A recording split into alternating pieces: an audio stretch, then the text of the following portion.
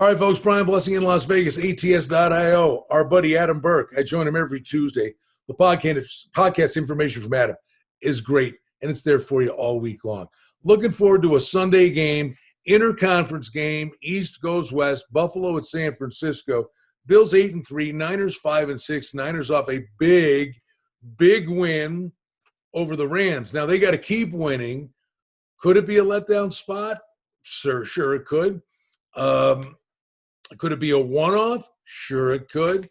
But you got Mostert back in the lineup, and the running game was going, and Deebo Samuel was back in, and Mullins was serviceable and protected the football, and the Niners defense created some offense.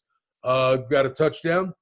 Javon Kinlaw gets a defensive touchdown for this team, and then they get the clutch field goal from Gould at the end of the game, and they beat the Rams in a game they had to have. So the one thing we're sitting here at the time of this taping we're waiting on is, where is this game going to be played? The best guess is going to be Arizona. Chance at San Diego. But Santa Clara County says no more sports. So the Niners, it's going to be a neutral field. I mean, again, no fans anyway. But the Bills will be going back to a house of horrors if they go back to Arizona. That's where Hopkins beat him on the Hail Mary at the end of the game. So as for the Bills, they did it again.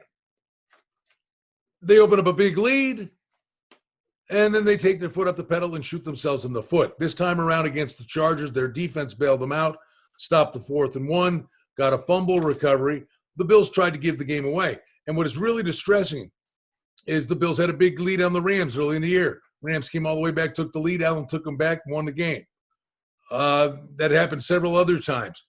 And they had a big lead over Arizona, let them hang around, and that stupid Hail Mary beat them. And by the way, that's what happened to them in the playoffs last year. They had the big lead against the Texans and let them come roaring back. Sean McDermott, at some point, this team's got to learn the lesson. If you've got someone down, you've been Tom Brady's punching bag for God knows how many years in the AFC East.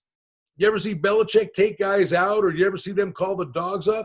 Knowing they'll be up 21-28, they're still throwing in the fourth quarter. Don't take your foot off the pedal. You're going to lose a playoff game down the road if that bad habit stays part of your MO. And they've got to run the football better, a little better this past week with Singletary. But Brian Daboll, the offensive coordinator, has got to line the running backs up in the eye when you've got a lead and close games out. It can't be just this delay handoff all the time to the running back standing still next to Allen. Let them run the football, get a running head start, pick a lane. It worked for them when they played the Patriots. It worked at times against the Chargers. But he only does it 6, 7, 8 times a game. Josh Allen, listen, they won this game efficiently. Stephon Diggs had a very quiet game. They spread things around, and they beat the Chargers, and they beat the young quarterback with a West Coast team going east. So it's a good win for the Bills off a bye, but you think the one thing they'd have learned off the bye was don't take your foot off the pedal when you get a big lead, and they didn't learn the lesson. But good teams win when they do stupid things, so they won the game. Now, for this game, the Bills beat the Seahawks.